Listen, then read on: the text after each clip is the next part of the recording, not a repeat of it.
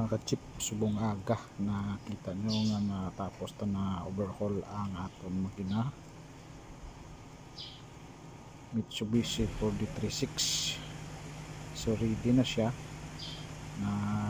kabitan naman sa boom truck, mounting ta na gamit ang boom truck. Pasalamat tayo may sarili tabi nga boom truck subong para hindi bigla magkabit. So nakita nyo subong hari na mga tao ta nag-reparar na kasi niya san po si Kyoto ado traffic enforcer po ang ayan man cute hari na operator kasi boss rad niya mayong operator ni mayong mechanical around man pati electrical o kigid kabalo sa. So nakita nyo kung paano kahapos amon magkabit sang makina tungkol may-ari kami nga sarili nga boom truck. Basta may boom truck kahapos lang yung mga katsip pero kung medyo baguhan ka siyempre way ka pa idea bisa may boom truck medyo mapudlayan ka, pero kung permi ka na nag-mounting sa makina tapos lang sa akin may technique sa mga ka-chip mo,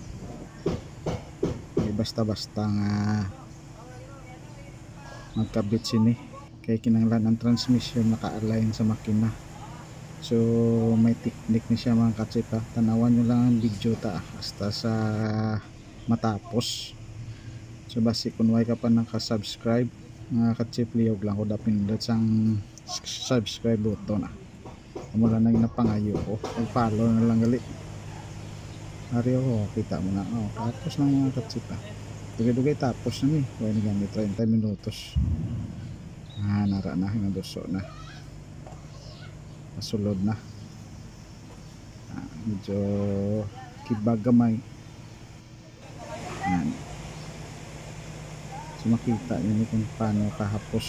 kung may boom truck kailangan kinanglan sini nakabangil ng transmission sini mo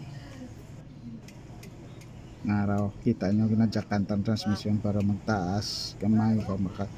ang pailupin nga maigo sa sulod ng sa bearing ngan kita nyo idoso-doso tatiyog-tiyogon gamay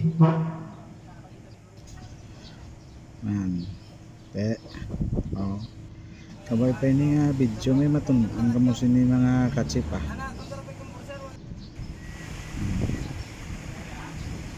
so siya may panikwat ka na di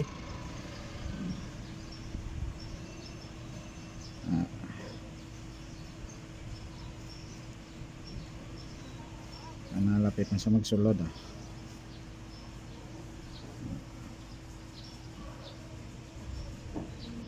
sulod na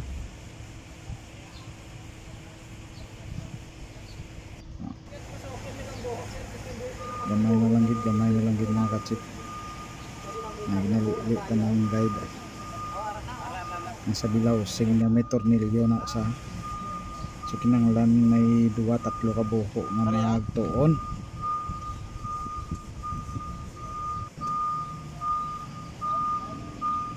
okay gamay na lang nga duso pinasulod na so ginariyata na ang hook sang na sumaka na so kinaka-chip finalize na lang okay na siya. So kabay pa nakabulig ini nga video please share na lang mga ka-chip sang video